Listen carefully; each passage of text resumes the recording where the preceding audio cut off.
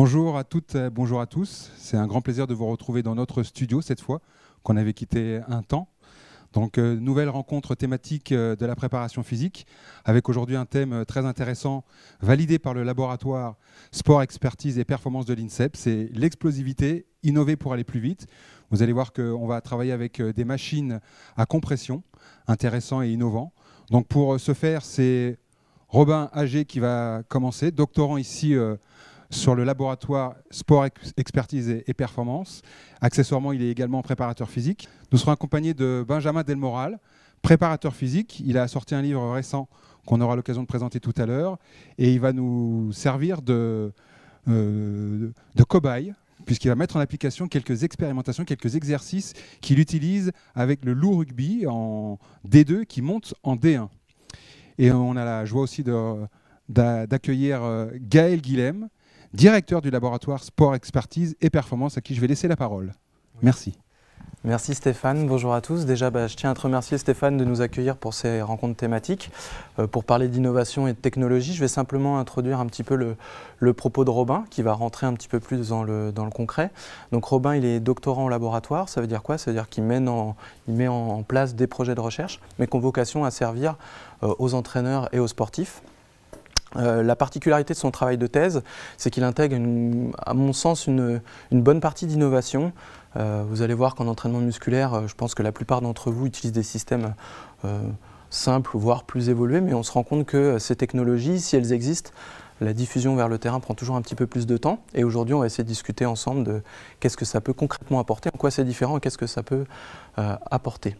Donc, voilà, je vais te laisser la parole Robin, et puis on passera un deuxième temps avec Benjamin, que je remercie d'être avec nous aujourd'hui.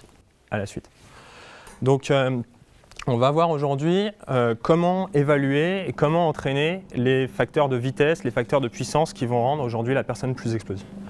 Si on parle évaluation, on part du principe, l'évaluation elle a été définie, comment on va détecter parmi ce groupe d'enfants qui c'est qui va devenir le futur talent de demain, qui c'est qui va devenir le prochain Jimmy Vico ou le prochain Christophe Lemaître.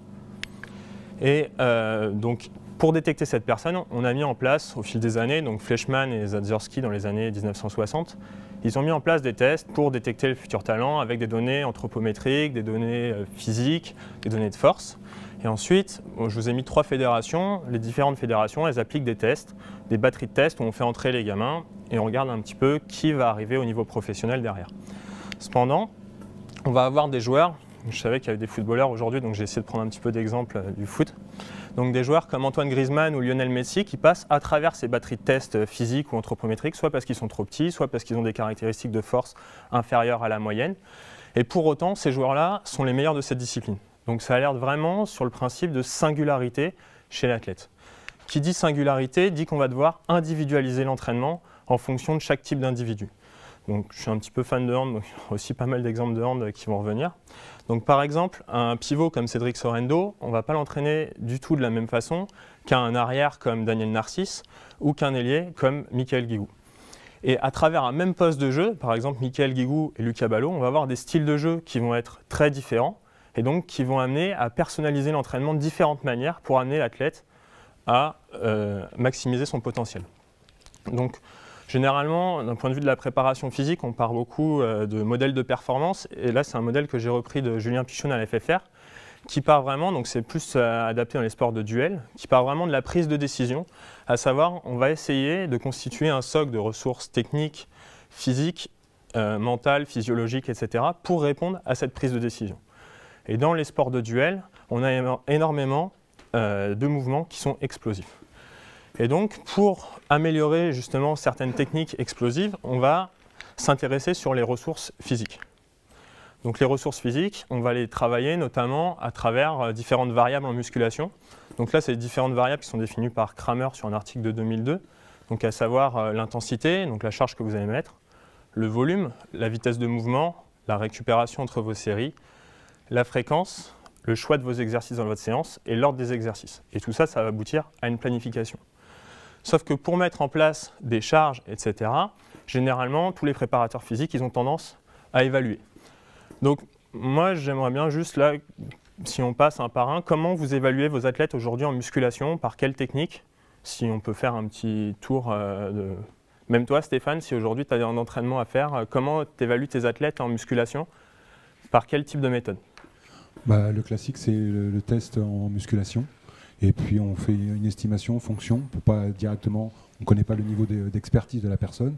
Donc faire un test et une évaluation à 50 ou 70%, puis après on extrapole et on affine au fur et à mesure de la saison. Comment vous faites, vous? On n'oublie pas de se présenter. Bonjour, Frédéric Otto. On utilise le 5RM sur nos jeunes joueuses. Donc, et après, par rapport au pourcentage qu'on va avoir, on met en place le travail, soit sur la vitesse, l'explosivité ou l'endurance. Est-ce qu'il y a d'autres méthodologies? Quelqu'un veut se lancer? On va en rester là, ça? Si, Mathias. Donc Mathias Ricard du Pole Box. J'évalue aussi donc la valeur maximale en musculation avec un travail de pyramide donc montante et puis des triplettes répétées jusqu'à ce que je puisse avoir une valeur qui me permette d'extrapoler le 1RM. Et ensuite, j'accorde aussi beaucoup d'importance à la notion de force-vitesse et j'utilise un outil comme le Tendosport pour mesurer les puissances des athlètes sur une certaine fourchette pour voir quelle est la charge optimale pour développer la puissance. Merci, Robin. Super. C'est là-dessus justement où on va comparer les méthodes. Donc la plupart d'entre vous aujourd'hui, vous utilisez la méthode du 1RM, à savoir définir la force maximale d'un athlète. Et à gauche, là, je vous ai mis une évaluation qu'on peut par exemple réaliser en laboratoire. On peut avoir différents paramètres physiques, physiologiques, attentionnels d'un individu en temps réel. Souvent, les grands clubs de football, ils mettent énormément de batteries de tests comme ça en début de saison. Alors c'est plus des fois des effets un petit peu marketing, tous les ans ils vont changer. Est-ce qu'ils se servent de ces tests dans leur planification? On ne sait pas trop. Pour autant, ce 1RM aujourd'hui il vous sert. On va voir si on peut essayer de l'améliorer. Donc si je vous propose une voiture ou un tracteur, sont ces deux-là, lequel vous allez prendre? Si je vous la propose, vous allez prendre la Ferrari. Pour autant, pourquoi vous allez prendre la Ferrari? Parce qu'elle est capable d'aller plus vite. Pour autant, si on regarde les capacités de force des deux systèmes, un tracteur, ça va être capable de tracter des charges beaucoup plus importantes que la Ferrari. Donc si on évalue par les qualités de force, le tracteur, en fait, si on suit votre raisonnement, vous prenez le tracteur, parce qu'il est plus fort que la Ferrari. Or, la Ferrari va plus vite. Et dans le sport, si on regarde la force, est-ce que c'est un principal déterminant aujourd'hui de la qualité musculaire? Donc je vous ai mis de la force athlétique, du lancer de poids et un joueur de badminton. Chaque joueur va appliquer un différent niveau de force. Par contre, il va également appliquer sur la charge ou sur sa raquette un différent niveau de vitesse. Plus la force va être élevée, moins le joueur sera capable d'appliquer de la vitesse. Et cette relation entre la force et la vitesse, elle peut être déterminée à travers une relation, donc force-vitesse. Donc j'imagine que c'est comme ça que tu l'évalues, Mathias. Donc la relation, elle est soit linéaire, c'est-à-dire que donc, plus vous avez une charge importante, moins vous serez capable d'aller vite. Donc elle est soit linéaire sur des mouvements qui mobilisent plusieurs articulations, comme le sprint, le squat, le soulevé de terre, etc. Ou soit, on va dire, en forme de un petit peu parabole, donc curvilinéaire, sur tous les mouvements qui mobilisent une seule articulation. Flexion de hanche, surtout des mouvements que vous faites dans les salles de kiné. Et si on regarde par exemple des disciplines où la valeur de vitesse, elle est très importante, alors là, c'est une étude qui a été réalisée par une équipe dont fait partie Gaël sur le sprint. Ils ont récupéré des données à partir du site de l'I2AF, donc des données de vitesse tous les 10 mètres. Et donc à partir d'un modèle mathématique simple, ils ont extrapolé la force des individus sur le 100 mètres. Donc vous avez en bleu le record de Bolt en 2009, les 50 meilleures performances sur les championnats du monde ou finales de Jeux Olympiques en jaune chez les hommes et en rouge chez les femmes. Si on voit au début, Bolt, il y a des coureurs qui vont être capables de mettre plus de force à des vitesses nulles. Ils vont être capables de mettre plus de force que Bolt. Par contre, ce qui va faire la différence sur le record du monde, ça va être la capacité de Bolt à appliquer des forces importantes à des très très hauts niveaux de vitesse. Par exemple, moi qui ne suis pas du tout explosif et pas capable d'appliquer des niveaux de force à haute vitesse, je vais atteindre ma vitesse maximale en sprint au bout de 20 mètres. Quelqu'un comme Jimmy Vico, il atteint aujourd'hui sa vitesse maximale sur 60 à 70 mètres. Donc encore à une vitesse à plus de 10 mètres par seconde, il est encore capable d'appliquer de la force. Ce matin, il y avait un test de survitesse, et il a couru à 50 km/h, pas loin, un petit peu moins. Il a été un peu gentil. Au-delà des 45. Au-delà des 45, et à 45 km/h, il était toujours capable de produire de la force pour accélérer. Donc il y a vraiment quelque chose d'intéressant sur les niveaux de force à haute vitesse. Et également, un des autres paramètres déterminants, ça va être la puissance. La puissance, vous l'obtenez en multipliant à chaque point de la courbe la force par la vitesse. Et donc, à partir de cette puissance, vous avez une parabole en U, et vous êtes capable de déterminer différentes zones de travail, cette fois-ci, pas à partir de la force, mais à partir de la puissance de votre individu. Donc la valeur, normalement, qui devrait être référente dans beaucoup d'activités. Donc vous avez la zone de force maximale, puissance force, puissance maximale, puissance vitesse et vitesse maximale. Je ne vous ai pas mis les forces excentriques et survitesse. Donc l'idée par rapport à ça, c'est qu'aujourd'hui, à l'époque, il fallait se déplacer obligatoirement au laboratoire avec un matériel coûteux. Aujourd'hui, avec du matériel à moindre prix, donc vous avez ici différents matériaux, vous êtes capable de connaître la puissance de l'individu. Donc vous avez des matériaux qui vous permettent de l'avoir à travers l'activité, comme aujourd'hui quasiment tous les cyclistes, même de niveau amateur, utilisent des capteurs de puissance dans leur vélo. C'est ce qui permet aujourd'hui de définir leur zone de travail. Vous avez aussi le concept 2 qui a déjà été présenté lors des journées thématiques, qui permet d'avoir le rapport en watts sur le mouvement. Différents accéléromètres. Et aujourd'hui, il y a des applications smartphones qui se développent, où vous êtes capable d'avoir cette relation force-vitesse sur des mouvements comme le squat, le sprint, pour un coût de 7 €. Donc c'est vraiment accessible à tout préparateur physique. Donc tout ça, c'est bien, mais à partir de ces relations force-vitesse, qu'est-ce qu'on en fait? Donc ça, c'est une étude qui a été réalisée par Caroline Giroux en 2016. Eh bien, on va voir que ces profils ils sont discriminants selon les sports. Par exemple, un sprinter, il va être capable de produire des niveaux de vitesse importants à des forces importantes. Si on le compare à une personne qui va faire du cyclisme sur piste, il sera capable de produire des forces très importantes, mais des niveaux de vitesse un petit peu moins importants que le sprinter. Ça, c'est vraiment sur des athlètes de l'INSEP, ça a été réalisé. Ensuite, les escrimeurs, ils seront capables de produire des vitesses importantes, des forces à des hauts niveaux de vitesse, mais ils ne seront pas capables de développer des hauts niveaux de force à vitesse nulle. Les taekwondoïstes sont les personnes qui sont capables d'appliquer encore des niveaux de force à les plus hautes vitesses sur tous les athlètes qu'on a évalués sur l'INSEP.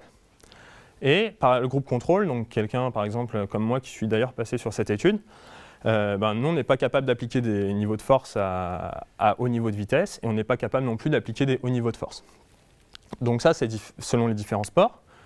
Et à travers un même sport, donc ça c'est des basketteurs, on a des profils qui vont énormément varier. Donc on va avoir des joueurs qui sont capables de développer énormément de force à vitesse faible et d'autres beaucoup plus de force à vitesse rapide. Et on sait que l'entraînement va permettre de faire bouger cette relation. Donc c'est pour ça que les sprinters vont être plus rapides que nous. Donc là, ça va être sur ce graphique-là, vous avez la vitesse au pic de puissance et la force au pic de puissance. Donc le pic de puissance, il est représenté par les points. Et quand on s'entraîne en force, on va progresser sur la force qu'on met lors du développement de sa puissance maximale. C'est-à-dire que vous allez augmenter votre puissance maximale en mettant une partie de force plus importante. Si par contre vous entraînez votre groupe en puissance, vous allez développer une puissance maximale supérieure en utilisant plus vos propriétés de vitesse. Ça va? Je sais pas. Donc comment augmenter sa performance à partir de ça? En fait, le but, ça va être d'augmenter la force appliquée au sol pour augmenter sa vitesse, et donc augmenter la puissance et diminuer le temps de poussée. Le paradoxe par rapport à ça, c'est que plus vous augmentez la force appliquée au sol, plus vous allez augmenter votre vitesse, mais plus vous allez augmenter votre vitesse, moins vous allez être capable de produire de la force au sol. Donc, est-ce qu'il faut mieux justement travailler la vitesse ou travailler la force avec telle personne ou telle personne? Alors, il y a une étude du docteur Samozino qui travaille énormément sur ce profil-là, qui a montré qu'en fonction de différents paramètres d'un individu, sa hauteur de saut, sa puissance maximale, également la pente de sa relation force-vitesse, pour chaque individu, il y avait une inclinaison de pente de sa relation force-vitesse qui était optimale pour réaliser une performance donnée. Donc si cet athlète-là il a une inclinaison qui est parfaite de sa relation force-vitesse, il va être capable de sauter à 65 cm de haut. Par contre, s'il développe trop de force et pas assez de vitesse, il va ne sauter qu'à 55 cm de haut. Et inversement, s'il développe trop de vitesse et pas assez de force, sa performance va diminuer nettement. Et donc, on a des modèles mathématiques aujourd'hui, en laboratoire on évalue comme ça, mais les applications permettent également de le faire, qui permettent de dire, voilà, votre athlète, sa courbe force-vitesse c'est ici, sa courbe optimale pour réaliser une performance en saut, elle est ici. Donc, on va travailler avec votre athlète sur sa capacité de vitesse.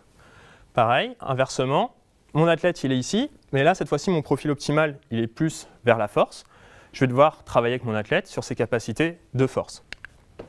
Alors vous allez me dire, d'accord, mais là, on va travailler sur le mouvement de squat. Or, moi, j'ai des projections vers l'avant, ce n'est pas spécialement des projections vers le haut.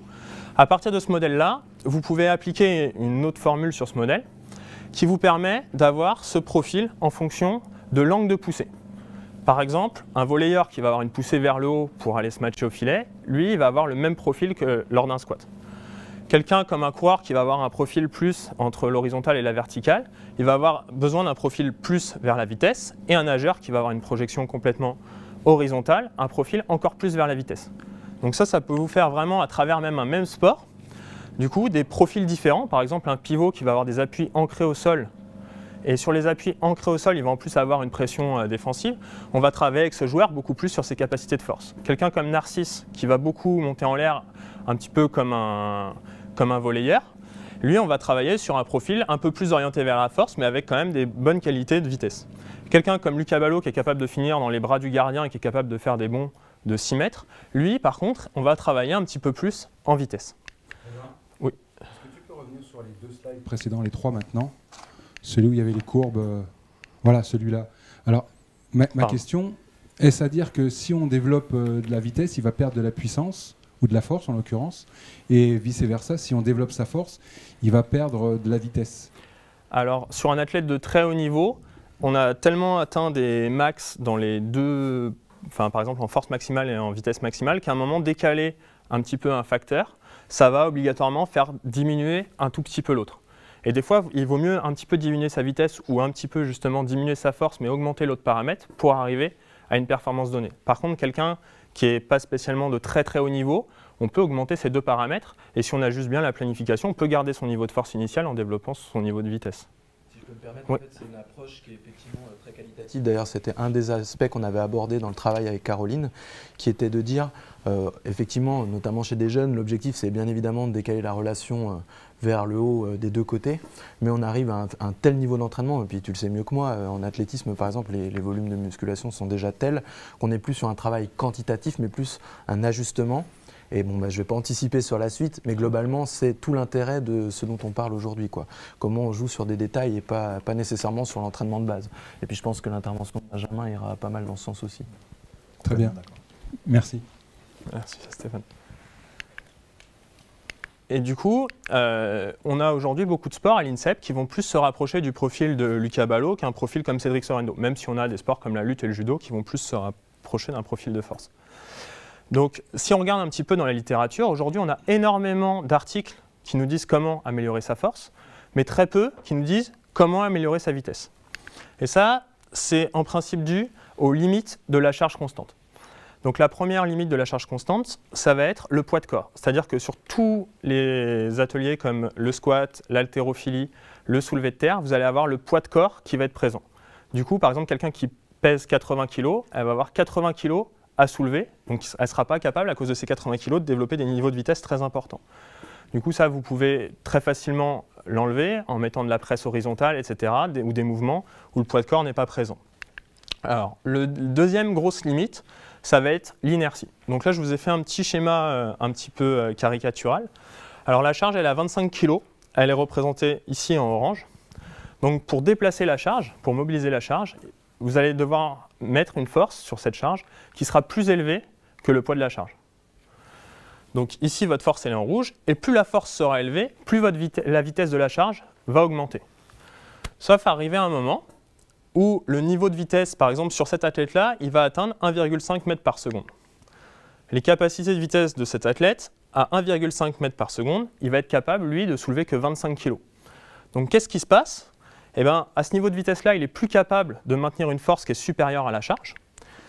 Et donc, son niveau de force va diminuer par rapport à la charge, mais la charge est toujours en mouvement, et là, elle va décélérer. Du coup, vous allez travailler votre vitesse que sur les 25 premiers pourcents du mouvement, et ensuite, vous allez avoir une décélération. Arrivé ici, comme la vitesse va diminuer, vous êtes capable de mobiliser une force qui va être supérieure à la charge, donc votre niveau de vitesse va réaugmenter, et sur la fin du mouvement, ça c'est une des grosses limites de la charge constante, vous allez devoir freiner la charge. Parce que la charge, elle arrive à une butée, par exemple en développé couché, vous allez freiner la charge. Et donc ce freinage de charge va faire diminuer votre force et diminuer votre vitesse. Et donc vous n'êtes pas capable de solliciter la vitesse sur l'ensemble du mouvement, et surtout à la fin du mouvement, où là, vous n'êtes même plus capable ni de solliciter de la vitesse, ni de solliciter de la force. Donc, comment répondre à ces limites? Parce qu'aujourd'hui, dans les salles de musculation, on a des problèmes technologiques importants. Par exemple, les kinés qui utilisent des machines isocinétiques qui permettent de mobiliser des vitesses très faibles, donc qui ne vont pas du tout être en rapport avec la discipline. Et donc, les charges constantes qui vont aujourd'hui être très limitées dans le développement des hauts niveaux de vitesse et hauts niveaux de puissance. Donc, ce que font beaucoup les entraîneurs, c'est travailler avec la résistance élastique. Donc, en accrochant des élastiques, soit en résistance, soit en déchargeant le poids du sujet, on est capable justement de faire varier cette résistance et d'imposer des contraintes qui sont différentes. Et là, ça a été une petite étude avec des résistances élastiques qui a été faite sur la hauteur de saut. Et après 8 semaines d'entraînement, des sauts classiques avec une charge normale, on a augmenté le saut de 1,3%. Cette fois-ci, on a fait des sauts avec élastique. On a augmenté la performance en saut de 4%. Sur le même groupe, on a réalisé des sauts avec, on allégeait le poids de corps avec l'élastique. Et cette fois-ci, on a augmenté les performances de 7% en hauteur de saut. Alors l'avantage de l'élastique, c'est qu'on peut alléger le poids de corps. On peut également travailler sur des mouvements qui vont ressembler à ceux travaillés sur la discipline, ou des mouvements également de rééducation, donc très utilisés, j'imagine, dans la cellule de réathlétisation sur travail élastique. Et l'avantage aussi, c'est que c'est facilement transportable. Si vous avez une équipe qui va à l'autre bout de la planète, un élastique dans un sac, ça ne prend jamais de place, et donc c'est facilement transportable. Les grosses limites, ça va être que ça va être très difficile à évaluer parce qu'il y a un coefficient de résistance qui va varier au fur et à mesure de la durée de vie de l'élastique. Et ça va être difficile de cibler une qualité. C'est-à-dire qu'au début de la résistance élastique, vous allez travailler en vitesse et très vite, la résistance va augmenter, vous allez être sur de la force. Donc comment justement répondre à la limite de l'élastique? Donc, en partie, alors là on va vous présenter justement une des parties de ma thèse sur les ergomètres, donc pneumatiques. Donc il y avait un type d'ergomètre pneumatique qui existait à l'INSEP avant, c'était un petit peu comme quand on bouchait la pompe de vélo et on pompait. C'est-à-dire au début c'est facile et à la fin c'est très dur et c'était impossible de finir le mouvement.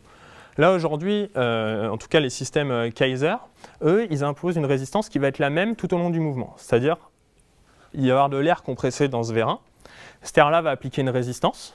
Et donc, vous n'allez pas avoir de poids. Et le fait de ne pas avoir de masse, vous allez être dans un système complètement différent qu'avec des charges mobilisées.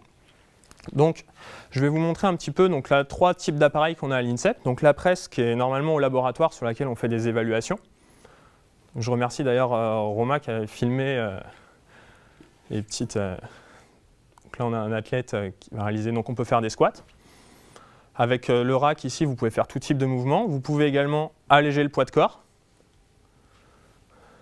Et vous avez également, normalement, à Doriola, donc vous avez également des functional trainers qui permettent de travailler sur des mouvements un petit peu en rapport avec la discipline.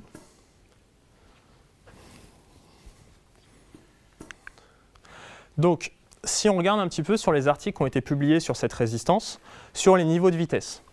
Et donc là, en pneumatique, vous avez la courbe de vitesse en noir, et pour la même charge, en rouge en balistique, donc un mouvement avec projection, et en bleu, un mouvement concentrique où vous n'allez pas projeter la charge.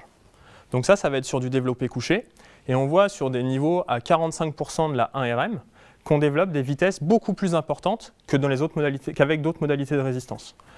Ce qu'on peut voir aussi, c'est que le niveau d'accélération et de vitesse initiale sur les 10 à 20 premiers % du mouvement, il est beaucoup plus important qu'avec le type de résistance classique que vous utilisez en musculation. Du coup, sur tous les sports où le premier appui va être très important, comme par exemple surprendre son adversaire en cyclisme sur piste ou alors un duel en football, quand le premier appui va être très important, l'accélération que vous allez mettre pour feinter ou pour battre votre adversaire, ça va être intéressant de travailler en pneumatique avec ces hauts niveaux d'accélération initiale. Deuxième chose, en force, vous allez avoir des niveaux de force moins importants en pneumatique qu'avec les autres types de résistance. Sauf que sur des charges de 60 à 90% de 1RM, vous allez solliciter des niveaux de force importants en fin de mouvement, ce qui n'est pas le cas avec des charges classiques, puisque avec des charges classiques à 60%, vous êtes normalement plus capable de projeter la charge, et donc vous allez ralentir la charge en fin de mouvement. Le pneumatique, il ne vous fait pas ralentir la charge en fin de mouvement, et du coup, il vous fait développer des niveaux de force plus importants sur les 20 derniers % du mouvement qu'en concentrique ou qu'en balistique. Ça pour des charges élevées de 60 à 100% de la 1RM. Du coup, ça peut être très intéressant pour les sports de contact, les sports de combat, comme la lutte ou le rugby, où le but après une action, ça va être vraiment d'immobiliser son adversaire au sol en fin d'une action. Sur une étude d'entraînement chronique qui a été réalisée, ils ont comparé de l'entraînement sur 8 semaines d'athlètes de bon niveau entre de la résistance iso-inertielle et de la résistance pneumatique. Ce qu'ils ont vu, sur l'augmentation de la force, on augmente sur 8 semaines d'entraînement 10% la force avec le programme qu'ils ont proposé sur des exercices classiques et que de 7% le pneumatique. Donc si vous voulez développer la force, vraiment la force de vos individus, augmenter son RM, il faut travailler, il faut continuer à travailler avec ces systèmes de musculation qui sont très bien. Par contre, si vous voulez augmenter la puissance ou la vitesse, et là vous augmentez de plus de 10% votre puissance maximale en pneumatique et plus de 2% la vitesse aussi en pneumatique. Donc si votre intérêt c'est de travailler la puissance ou la vitesse, c'est beaucoup mieux de travailler justement avec ces charges pneumatiques. Donc un des deuxièmes gros avantages du pneumatique, ça va être un système, donc on va avoir un feedback sur le niveau de puissance direct. On est également capable de dissocier différentes parties. Donc, pour essayer la presse tout à l'heure, vous pouvez dissocier côté droit avec le côté gauche. Et donc, à chaque mouvement, vous allez avoir votre niveau de puissance max qui va s'afficher. Donc, ça vous permet de travailler cette fois-ci avec votre niveau de puissance et pas avec votre niveau de force. Je vous montre différents ateliers sur le... Pareil en squat. Donc, cette petite clé, elle va nous servir à recueillir toutes les données d'un athlète sur une séance.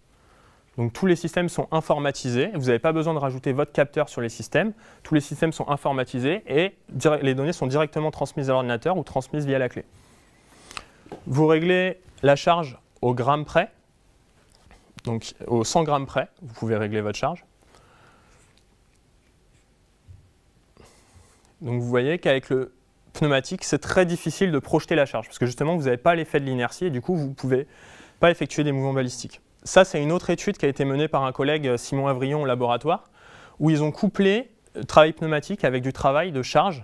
Et ils ont vu que plus on allait rajouter de la charge, plus on allait travailler en force, plus on allait mettre que du pneumatique, plus on allait travailler sur la vitesse et de la puissance. Donc on a montré tout à l'heure tous les avantages de travailler en allégé sur l'augmentation de la vitesse. Donc ça, c'est des choses qu'on peut vraiment faire avec du pneumatique. Très simplement, on peut régler combien de kilos on enlève en poids de corps. Et donc là, c'est le système de réquisition de données. Donc vous avez le nom de l'athlète, l'heure, le nombre de répétitions qu'il a effectuées. Et donc vous avez à chaque répétition côté gauche, côté droit, en puissance, en force, en vitesse qui a été réalisé sur le mouvement. Vous avez également le pattern au cours du mouvement, donc les données de force au cours de l'impulsion, si vous voulez. Et enfin, vous avez des tests qui sont préprogrammés dans les machines qui vous donnent, donc ça c'est les données brutes, alors nous on les exporte ces données brutes, je vais vous montrer tout à l'heure.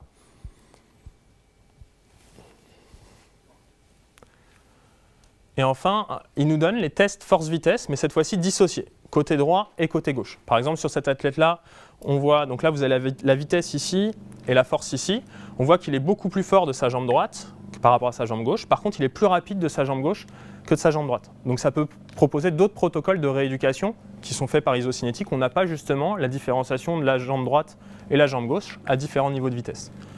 Donc ça, c'est un exemple de test qu'on propose au laboratoire. Donc vous êtes les bienvenus pour passer des tests au laboratoire avec vos sportifs. Mathias, si tu veux, il n'y a pas de problème. Donc des tests force-vitesse. Donc qu'est-ce qu'on donne dans ces comptes rendus? On va donner la relation force-vitesse de votre athlète par rapport au groupe de sa discipline. C'est-à-dire, par exemple, ici, on a un athlète qui a ce profil force-vitesse-là. Le meilleur de sa discipline, il va être sur ce profil force-vitesse et le moins bon ici. Donc ça permet de situer votre athlète par rapport à votre discipline. On vous donne les relations du côté droit, du côté gauche, et également les relations puissance-vitesse. On vous donne comment la puissance a évolué au cours du mouvement en fonction des différentes charges. Les déséquilibres côté droit, côté gauche, cette fois-ci, pas qu'avec de la force comme ce que vous pouvez trouver dans les cabinets de physiothérapistes, mais cette fois-ci, le déséquilibre en puissance et le déséquilibre en vitesse. Et enfin, on vous donne les objectifs de travail par rapport aux zones que je vous ai montrées en début de présentation. Donc, à quelle charge et à quel niveau de vitesse il faut que je travaille en vitesse maximale, en puissance-vitesse, en puissance-force et en force-vitesse et en force maximale du côté droit ou du côté gauche. Et ensuite, on vous donne un bilan qui vous donne votre position par rapport au meilleur de votre groupe et les progrès que vous réalisez si vous effectuez différents tests au laboratoire.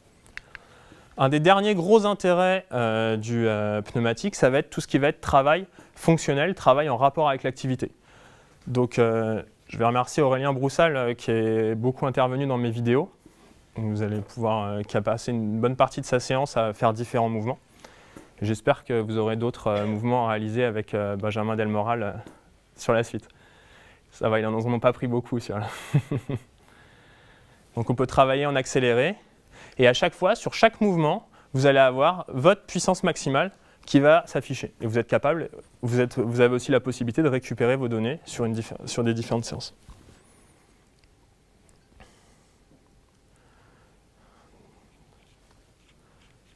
Vous avez vu un petit peu la musculature que ça donne de travailler en pneumatique, ceux qui le connaissent.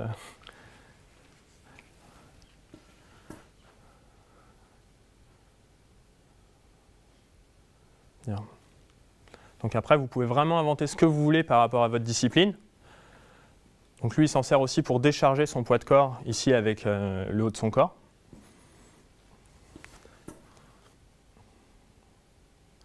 Gainage, différentes façons.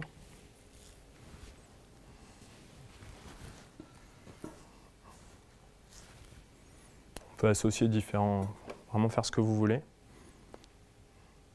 Sur ces mouvements-là, on voit bien la difficulté à projeter, on voit bien que ça travaille sur toute l'amplitude, contrairement à ce qu'on fait à charge constante.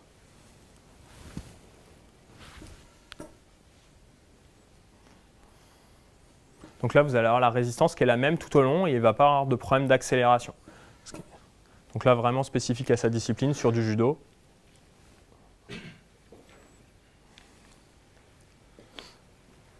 Et donc à chaque fois, pareil, avec le niveau de puissance max qui va s'afficher et votre répétition, où vous en êtes par rapport à votre niveau de puissance maximum. Donc j'espère que vous commencez à regarder un petit peu l'intérêt justement d'utiliser différents types de résistance dans votre exercice. Et justement par rapport à le projet de la planification de musculation, intégrer la modalité de résistance. Quelle modalité de résistance je vais utiliser pour développer telle ou telle qualité? Voilà sur ma partie Stéphane. En tout cas, je vous remercie de votre attention et puis on vous montrera un petit peu comment marchent les outils par la suite. Écoutez, si vous avez des questions, c'est le moment. Je pense que peut-être vous voulez approfondir avec Robin sur des petits détails qui vous auront échappé. En tout cas, Robin, j'ai l'impression quand même que le travail en pneumatique, c'est complémentaire du travail, on va dire, traditionnel. Complètement. D'accord. Et par exemple, au niveau des articulations, on sait qu'avec les charges normales, on peut solliciter les articulations fortement. Qu'en est-il des appareils pneumatiques? Alors, il y a énormément de travaux qui ont été faits à la base avec le pneumatique, pas sur des sportifs de haut niveau, mais sur les personnes âgées, ou c'est les personnes atteintes de pathologies musculaires. Et pourquoi? Parce que le pneumatique, ce que je vous ai montré tout à l'heure sur la coupe de force, par exemple quand on développe des niveaux de vitesse ou de force importants, vous allez avoir votre force qui va varier, et ce qui est dit dans la littérature, c'est que ça va être traumatisant pour les articulations. Le pneumatique, si je vous remonte le graphique de force, donc, qui était juste avant. Donc le graphique de force de pneumatique, la force elle va très peu varier au cours du mouvement. Et donc cette faible variation de force, normalement, est censée induire moins de dommages sur les articulations. Donc c'est un des autres principes du pneumatique.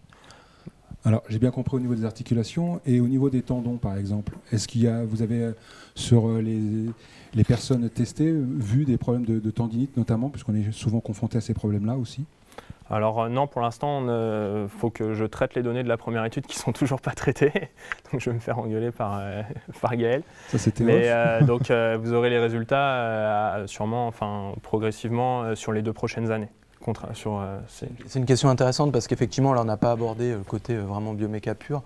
Et puis parce que ce n'était pas l'objectif, mais clairement, dans les travaux de Robin, il y a une vocation à essayer de comprendre aussi ce qui se passe au niveau très local, au niveau de différents types de tissus, notamment le muscle et les tendons, comment est-ce qu'ils réagissent lorsqu'on travaille sous ce type d'appareil ou sous une barre et voir s'il y a des différences de comportement. Mais effectivement, c'est work in progress. Et je ne t'engueule pas, Robin, t'inquiète pas de souci. Donc si vous avez des questions, c'est le moment à Robin, mais vous pouvez avoir des questions tout à l'heure et on reviendra dessus bien sûr. On n'oublie pas de se présenter même si c'est déjà fait. Toujours Mathias Ricard, du coup. En fait, j'avais une question pour Gaël et pour Robin sur un point qui m'a interpellé, parce qu'avec justement le collectif Box, on est allé faire ces tests en labo et du coup, peut-être faire évoluer par rapport à la suite à donner à cette expérimentation. Je me suis rendu compte quand on a fait ces tests-là que tu as présentés sur les différentes diapos, il y a une proposition, en fait, une extrapolation du 1RM qui est fait. Et en fait, je me suis parfois, je me suis rendu compte que sur certains athlètes, c'était une extrapolation qui était un petit peu sous-évaluée. Et alors que je savais déjà, puisqu'on l'avait testé sur le terrain, que l'athlète était capable de lever un petit peu plus. Du coup, je me pose la question pour faire évoluer le suivi. Est-ce que ça serait pas intéressant de tester le 1RM sur le terrain, directement au pôle, et après, du coup, d'établir ensemble une pyramide de charge sur laquelle il serait évalué sur un profil force-vitesse? Parce que je me dis que si l'extrapolation est un petit peu sous-estimée, est-ce que ça n'impacte pas du coup le profil force-vitesse derrière? Il y a plusieurs réponses. La première, c'est que c'est une estimation, donc c'est une formule d'estimation avec toutes les limites qu'elle comporte. Donc je ne vais pas la donner ici, ce n'est pas l'objet, et donc on est tout à fait conscient de la marge d'erreur de cette estimation, donc pas de problème. La deuxième chose, c'est que dans les évaluations qu'on fait, on est sur du concentrique pur, c'est-à-dire qu'on interdit complètement le contre-mouvement. Si tu parles d'un geste en développé couché, on sait très bien qu'en évaluation, les athlètes sont experts soit dans le fait de le masquer, soit de manière assumée de l'utiliser. On sait très bien que l'utilisation de ce contre-mouvement permet de maximiser la perte, donc ça c'est un deuxième élément.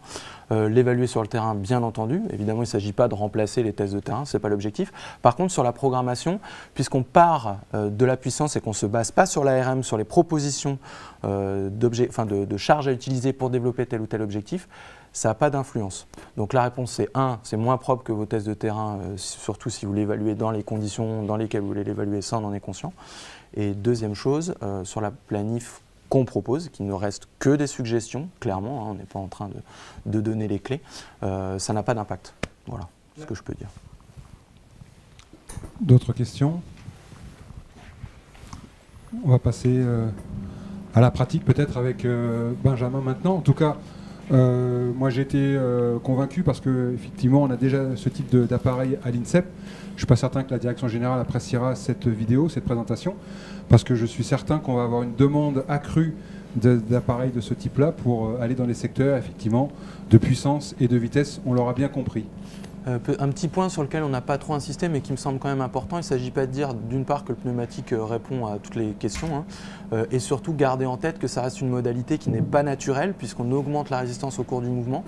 Donc ça peut avoir un intérêt parce que ça nous fait travailler la force en fin de mouvement, donc sur les sports d'impulsion, notamment dans les cycles où on souhaite développer la force initialement, mais garder en tête, ça c'est un message à chacun, que encore une fois, la modalité isoinertielle reste celle qu'on connaît sur le terrain et donc ça reste la plus spécifique.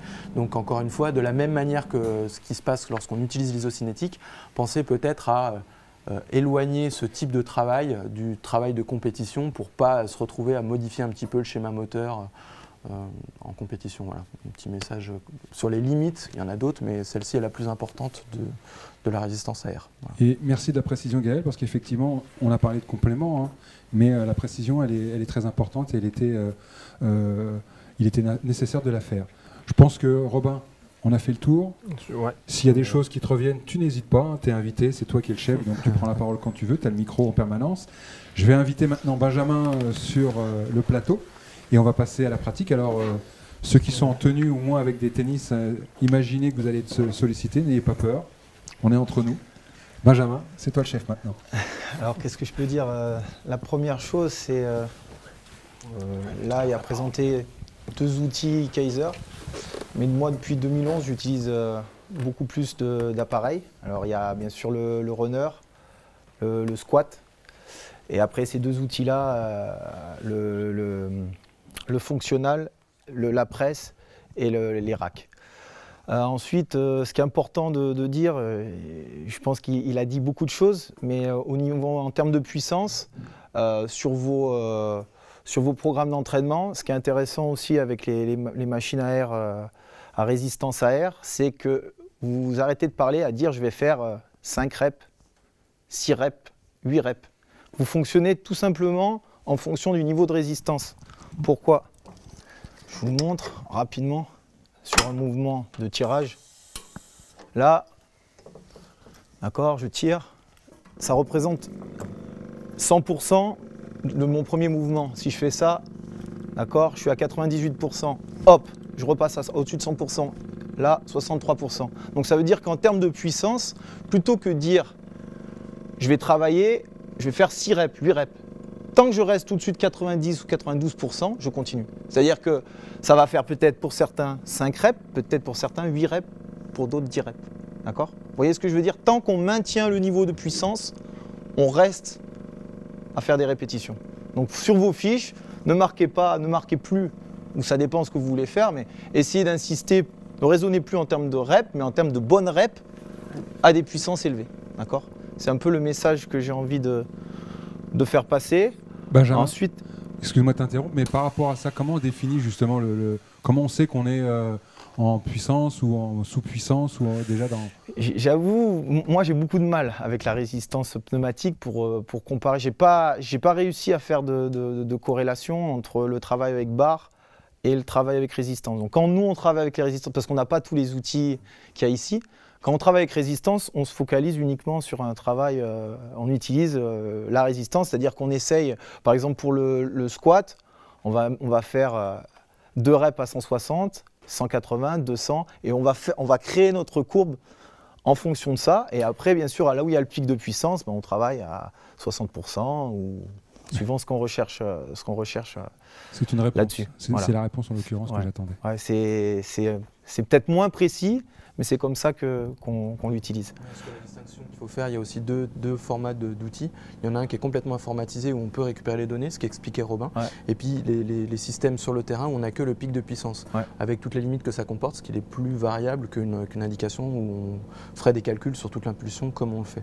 Donc c'est souvent les discussions qu'on a avec les utilisateurs, notamment je sais qu'à mon stade dans le 13e ils sont équipés de ce type d'appareil. Ils ont souvent des questionnements sur la qualité, la fiabilité des mesures, et c'est vrai que ce qu'on a là affiché sur l'écran est une information partielle par rapport à toutes celles qu'on peut collecter avec les outils informatisés. Après, ce que j'aime bien aussi, c'est pouvoir travailler en termes en logique de tempo. Alors on va rester sur un travail un peu, parce que moi ma discipline c'est le rugby, sur quelque chose un peu spécifique au rugby, sur un travail d'ancrage. Ce qu'on peut faire, c'est qu'on peut travailler, je vais monter un petit peu le niveau de résistance. On peut travailler vraiment sur les régimes de contraction, jouer sur les régimes de contraction, à savoir par exemple travailler donc en excentrique en 3 temps, revenir en 1 et après enchaîner dans une même série, c'est-à-dire que je vais faire 3 fois contrôler, engagé, comme un ancrage, comme une fermeture en plaquage, 3 fois. D'accord, j'essaye d'aller plus vite sur la phase concentrique. D'accord. Et ensuite, après, en dynamique. OK. D'accord. C'est aussi, on peut jouer sur les séries, sur le type de régime de contraction. Pareil sur le... Là, ce qui aurait été intéressant, c'est d'avoir une bécane à charge pour montrer la difficulté que Benjamin aurait eu à faire ça sur un appareil à charge. Parce qu'au bout du 2e mouvement à vitesse max, tu as les charges qui se baladent de partout et on n'est pas capable d'avoir du travail sur tout le mouvement. C'est assez illustratif de ce que Robin a voulu mettre en exergue tout à l'heure. Exactement. Ensuite, pareil sur la presse. Ouais, pas vite. Dis-nous combien tu mets, parce que là on ne voit pas. Oh, c'est juste pour montrer. Pas plus de 300. D'accord. Ok. Donc je vais travailler. Moi je bosse plus avec le runner quand même, puisque la presse on l'utilise. Donc pareil, même principe. On va contrôler la descente, insister par exemple sur 6-8 reps. D'accord. Pousser, insister. Après on peut bien sûr, en fonction de ce qu'on veut travailler, jouer un petit peu sur la hauteur. D'accord. Et après, même principe, on fait 8 sur une jambe, puis 8. Attends, je vais le régler comme ça. D'accord. Contrôler. Donc on peut faire ça avec un niveau de résistance. Moi, par exemple, avec les rugbyman, je fais autour de 200. Et après, alléger, passer à 100. D'accord. Et enchaîner sur 10 secondes de travail. D'accord. De travail plus explosif. D'accord. On peut faire ça. On peut jouer, je pense que c'est ça qui est intéressant aussi de voir, c'est jouer sur les régimes de contraction. Et qu'est-ce que je peux vous dire qui est très intéressant, c'est que ces outils, je parle en termes d'utilisation là par rapport à mon expérience personnelle, c'est des outils qu'on se sert beaucoup pour les joueurs âgés, d'accord? J'ai interdit ça chez les jeunes. Alors il y en a, ils vont me dire pourquoi vous avez interdit, enfin pourquoi on a interdit ça chez les jeunes? Tout simplement, je pense que chez nos jeunes, il y a un gros travail de développement à faire, notamment sur les niveaux de force. Avoir des standards, que les jeunes répondent à des standards, et tant qu'ils ne répondent pas à ces standards, ça ne sert à rien d'aller les mettre.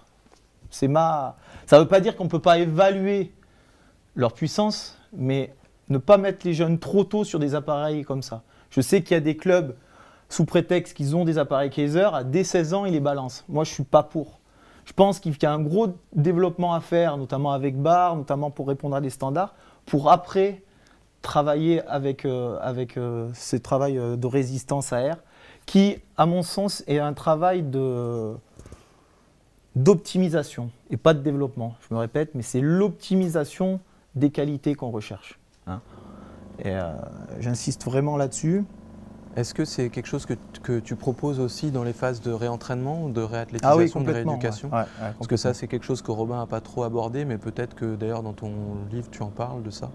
Est-ce que c'est une utilisation pertinente de ton point de vue? C'est une utilisation qu'on a, continue. L'avantage aussi, là la thématique, c'est de parler de la puissance, explosivité. On peut très bien travailler en énergétique. Hein. Moi, je sais que par exemple, des joueurs sur du fat boy, ça arrive qu'on fait pendant 1 minute, hein, à résistance faible, hein, on part comme si on était sur un stepper, quoi. D'accord ? L'avantage de ces machines, c'est qu'on peut bosser en puissance, mais on peut aussi bosser en énergétique, sur la composante énergétique.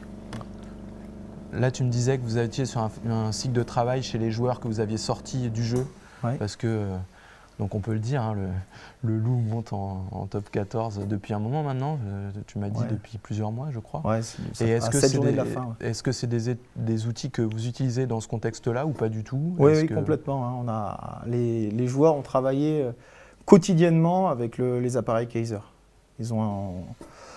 Et je peux vous dire que même là, on termine la saison. Donc après 8 mois de saison, on a sorti un groupe de 5 joueurs pour un travail de développement et de rééquilibrage. Et ces joueurs ont progressé de 10 à 15% et sur le travail énergétique et sur le travail de puissance et d'explosivité, parce qu'on a fait des tests tout simplement avant les 5 semaines, en amont et après pour évaluer le travail. Donc oui, c'est quelque chose qu'on utilise quasiment quotidiennement dans nos séances d'entraînement. Moi, la vision que j'ai, c'est que ça a surtout diffusé dans les clubs de rugby, en France, hein, j'entends.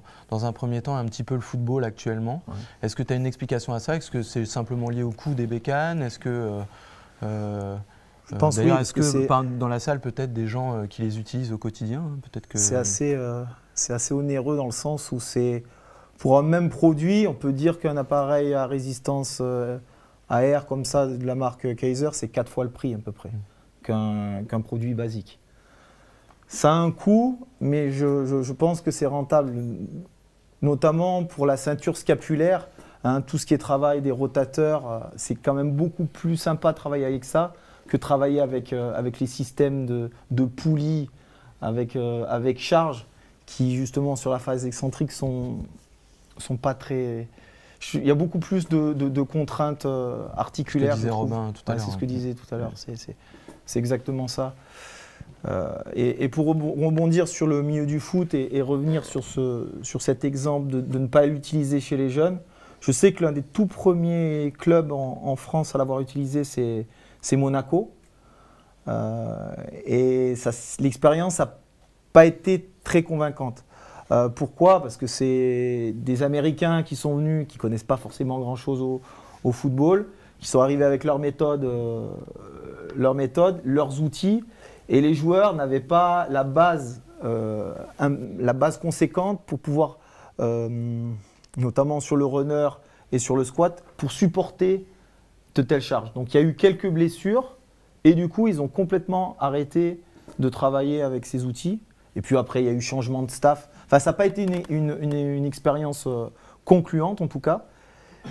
Mais ce que je peux dire, c'est que C'est pour ça que je pense qu'il faut l'utiliser comme un outil d'optimisation des qualités, plus qu'un outil qui va chercher à développer en tant que tel.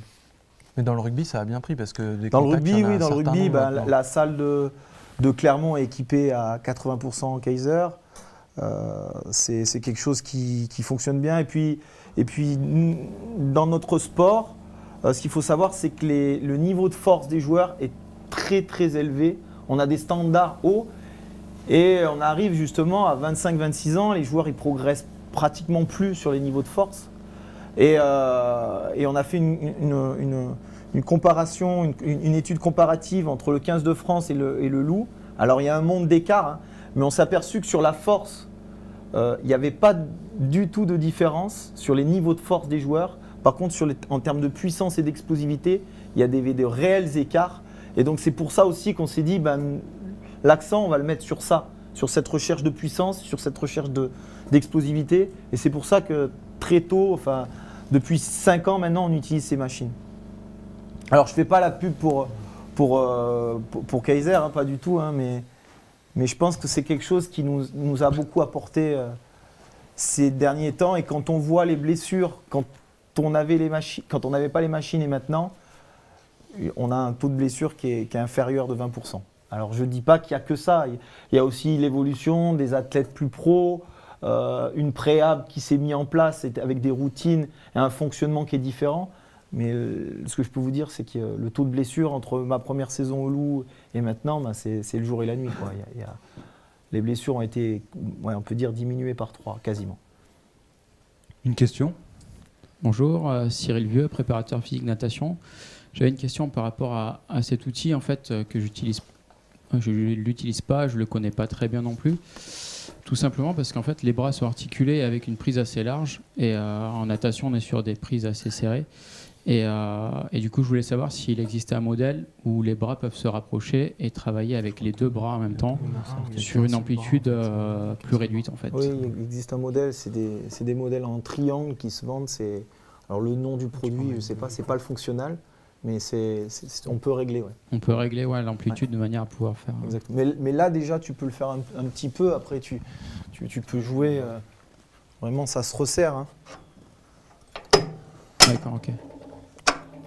Et tu as un système triangulaire qui est sur une colonne comme ça, qui se règle. Okay.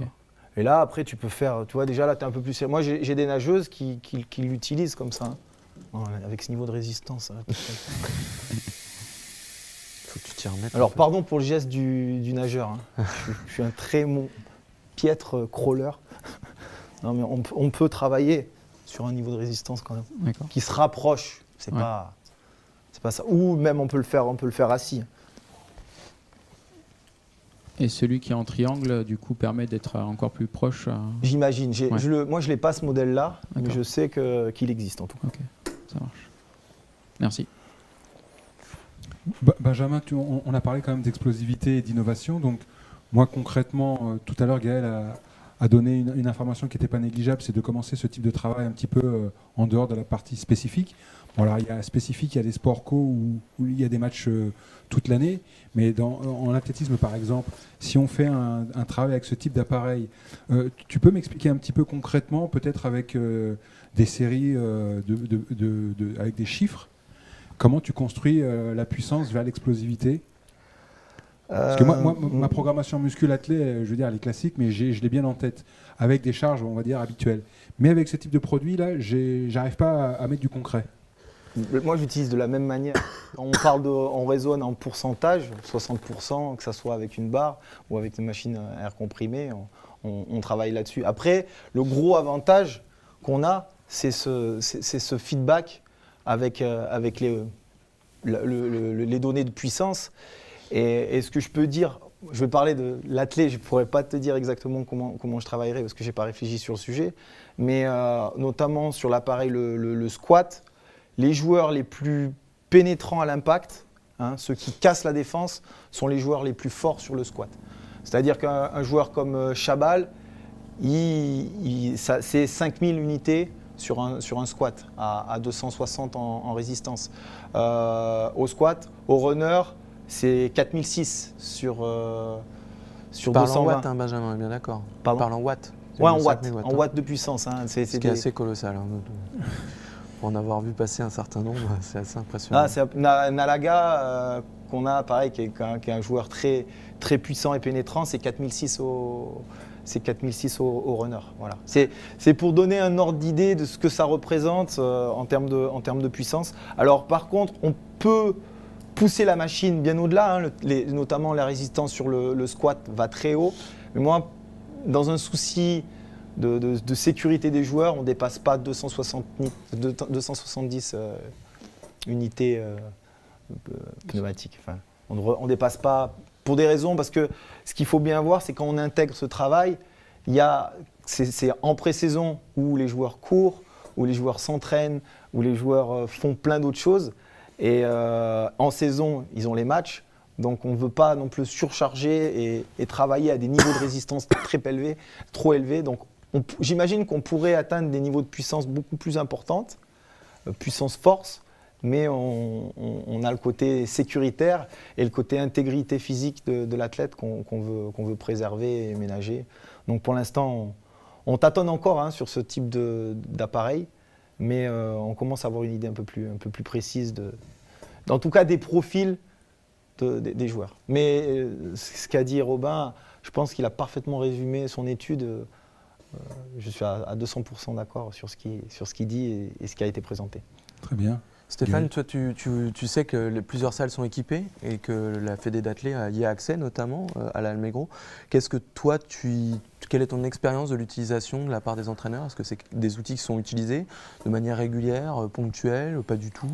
Est-ce que tu as du recul un peu par J'ai rapport un à ça petit recul, mais pas plus que ça, je vais dire. Par contre, je sais que Guy Antanon, qui est souvent présent à ces présentations thématiques sur la préparation physique, devait être présent. Il y a eu un pondérable. Et ça aurait été intéressant qu'il soit là parce que je crois que dans son groupe Sprinter, pour ceux qui ne connaissent pas, il y en a qui ne connaissent pas Guy Antanon, eh bien, il utilise beaucoup ce type de matériel, notamment le runner, je crois, la machine à squat, et avec des chiffres aussi très intéressants pour ces sprinters. Il y a Jimmy Vico dans le groupe qui travaille beaucoup avec ce type d'appareil. Alors c'est vrai, je ne connais pas la tendance des autres groupes, mais là sur un groupe référence, puisqu'on parle d'explosivité et de vitesse, je pense que le groupe de Guy Antanon est un bel exemple ici à l'INSEP, et son utilisation elle est vraiment régulière tout au long de l'année, vraiment tout au long de l'année. Donc on aimerait bien peut-être un peu plus de concret, avec des exercices peut-être spécifiques à chaque sport.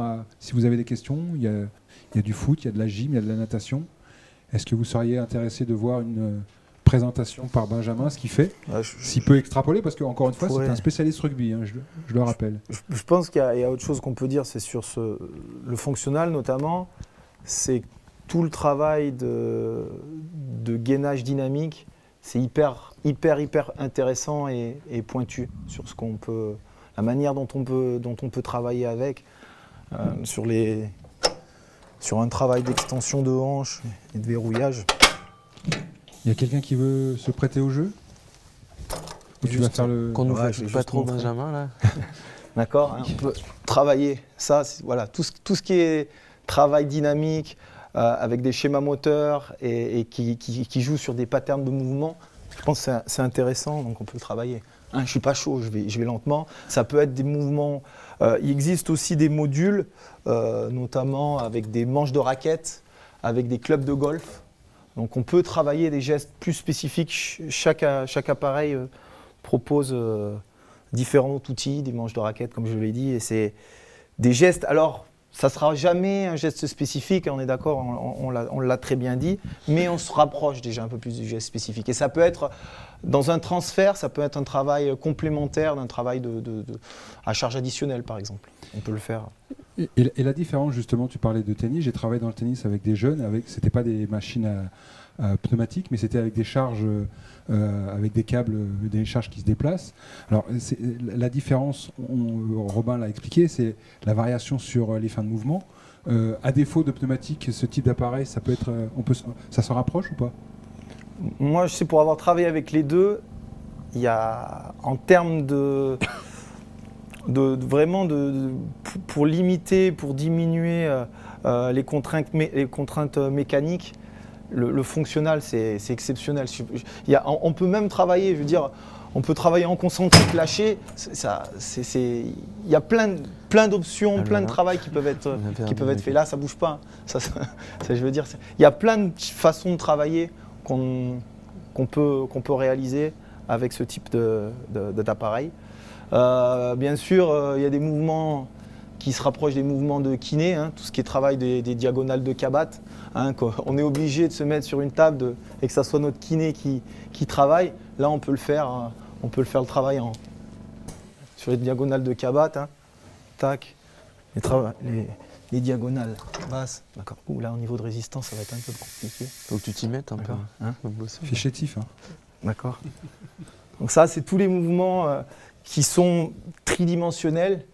Je trouve qu'il n'y a pas d'équivalent. Encore une fois, je ne suis pas là pour faire la pub de ce type d'appareil, mais si aujourd'hui on l'utilise, je peux vous dire que ça a été l'ami de salle de muscu, de Nalé, de Bonner aujourd'hui. Je veux dire que 60% de leurs séances, ils le font là-dessus.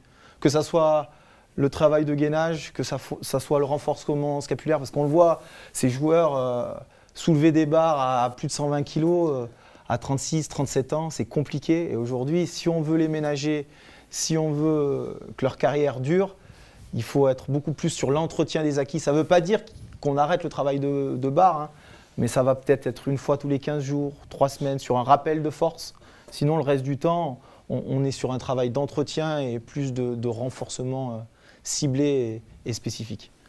Je pense que c'est un critère important, hein, tu l'as signalé, avec le prolongement des carrières aujourd'hui dans le temps, de voir qu'avec ce type de travail, on peut continuer à stabiliser au moins un niveau et tout en ménageant les articulations et les tendons.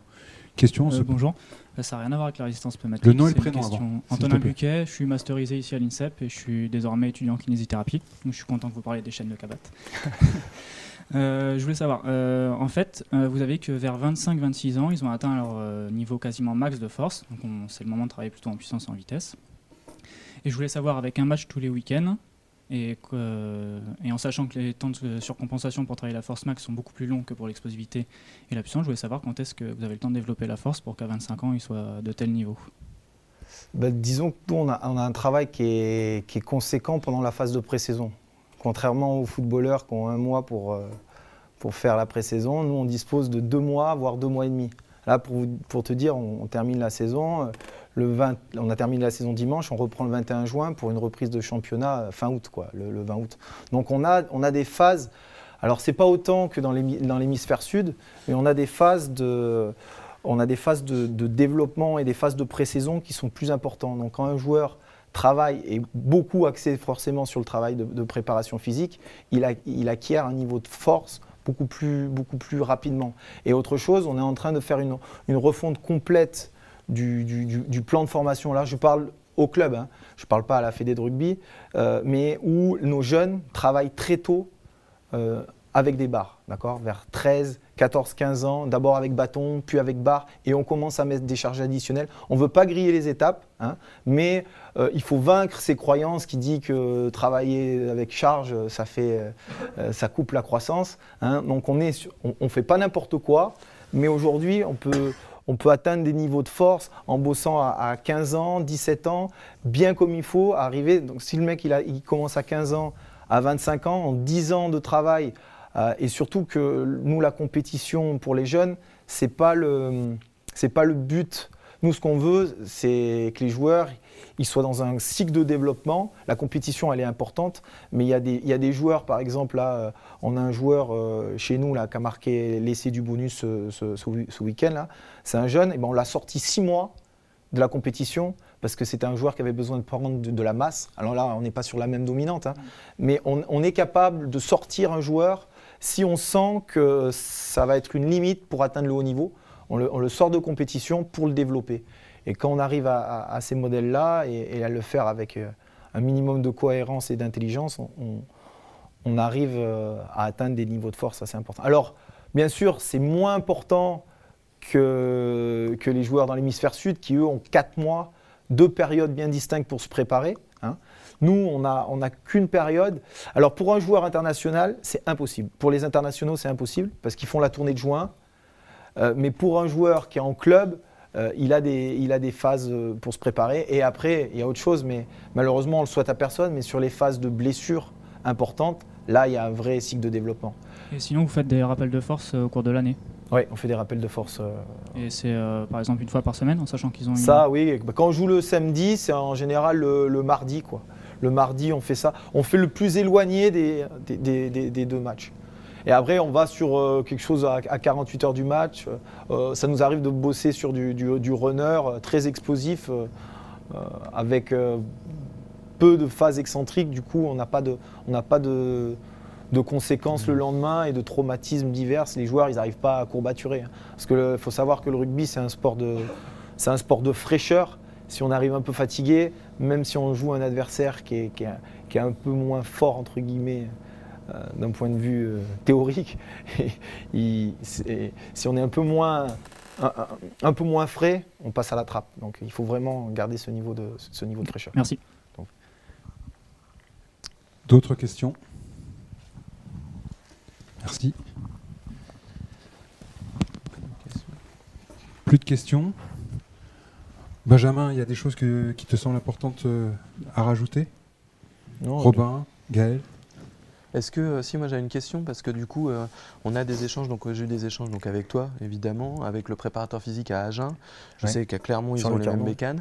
Est-ce que vous partagez l'utilisation des outils? Est-ce qu'il y a un réseau qui s'est constitué? Est-ce que vous êtes dans l'échange? Ou est-ce que chacun garde l'info?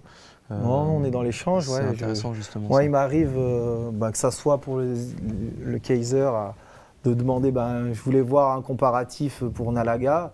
J'ai demandé à Sébastien Bourdin son pic quand il était au top à Clermont, où il en était.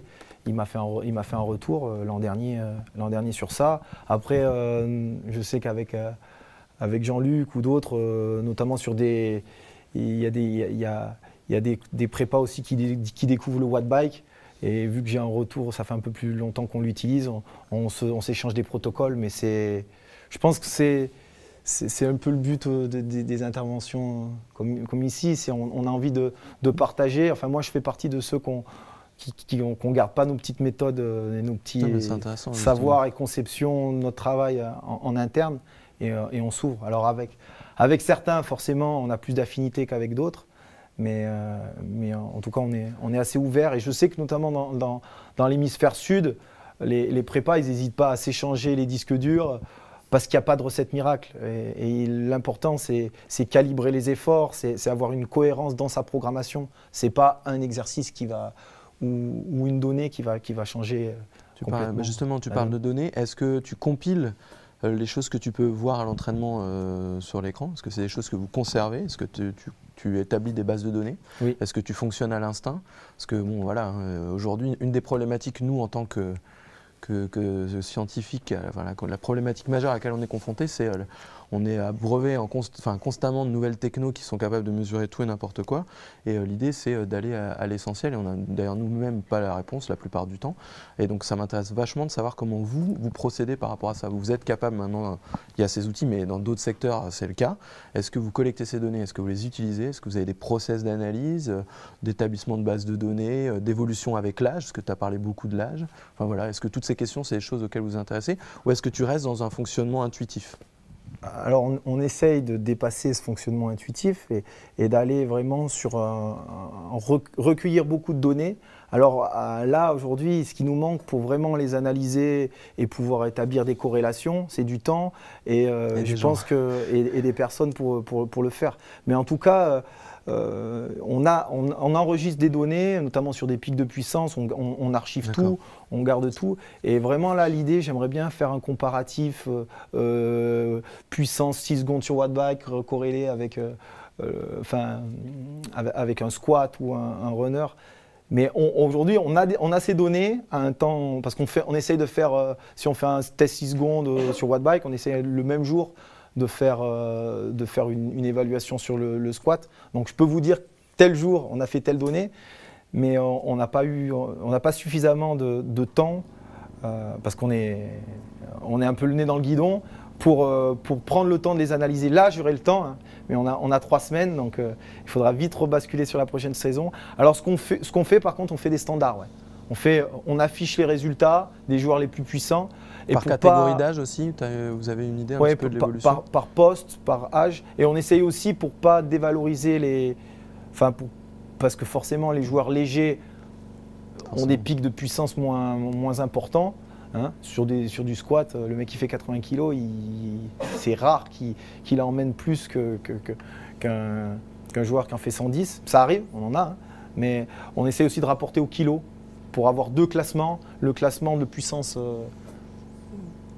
théorique là, et d'un autre côté le classement rapporté au kilo. Pour que ça ne soit pas les mêmes classements et que tout le monde, on crée... L'idée aussi à travers ces outils, et je terminerai là-dessus, c'est vraiment de créer une émulation. On a envie de battre. C'est pour ça que le fait d'afficher ces résistances, les joueurs, ils s'investissent complètement.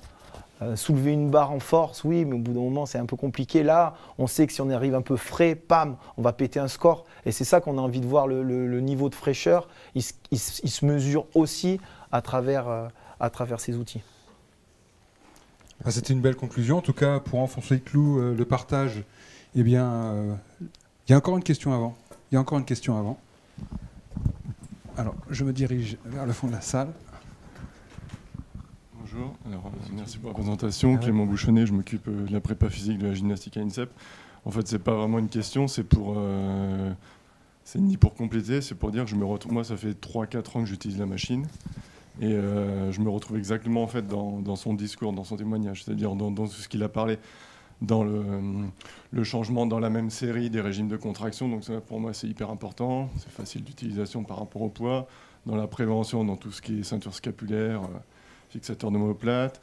Dans les joueurs, du coup, c'est des gymnastes qui jouent aussi, mais bon. Qui ont des problèmes d'épaule, donc il y a certains mouvements développés couchés qu'ils ne peuvent plus faire, donc du coup les évaluations et le travail se fait sur ce genre de machine. Enfin, j'ai retrouvé exactement en fait, tous les points, ce pour quoi je l'utilise. Et en gymnastique, du coup, pour le fait, au niveau des anneaux, on l'utilise vraiment sur un mouvement ultra spécifique, quoi. C'est-à-dire qu'on retrouve exactement la croix de fer ou l'avion, et les gymnastes, donc même les spécialistes adhèrent vraiment à cette machine-là aussi. Clément, donc, qui est préparateur physique de la gym ici à l'INSEP, GamGaf, et bien, on le voit souvent sur ce type d'appareil avec son groupe. Donc voilà, s'il y a d'autres interventions avant que je conclue, en tout cas, comme Benjamin parlait de partage, eh bien, c'est un exemple concret, hein, c'est son dernier ouvrage, Préparation physique, et j'aime bien le sous-titre Prophylaxie et performance. Donc c'est pas négligeable dans la démonstration qui a été faite et par Robin et par Benjamin. Je vais remercier bien évidemment le laboratoire Sport, Expertise et Performance à travers Robin et sa brillante démonstration. On peut l'applaudir.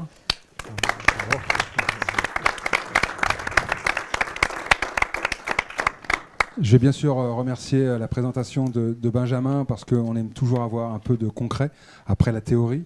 Donc c'était important d'avoir le retour d'un entraîneur expert qui utilise cet outil au quotidien, vous l'avez bien compris. Je voudrais remercier le laboratoire Sport, Expertise et Performance parce que ici on a la chance d'en avoir un à l'INSEP avec un brillant directeur, Gaël Guilhem. Donc pour permettre d'analyser justement toutes ces données récoltées à travers des doctorants qui œuvrent dans l'ombre et qui nous font profiter de leur savoir et de leur expérience. Donc merci à tout ce petit monde pour cette présentation. Je vous demande de tous les applaudir cette fois. Merci. J'en profite pour vous dire que toutes ces présentations thématiques de la préparation physique, vous pouvez les retrouver sur le site INSEP TV via Dailymotion. Donc vous avez les anciens numéros jusqu'au numéro 7, je crois, qui sont déjà en ligne. Et le 8e est à venir. C'était sur la pliométrie avec Thierry Blancon. On va remercier bien sûr à la technique Bruno Loubière, Romain Legrand, Constance Bouche et puis Daniel Amorin qui nous permettent de faire ces montages et puis surtout de faire profiter au plus grand nombre de ce partage d'expérience. Merci de votre présence et à une prochaine émission.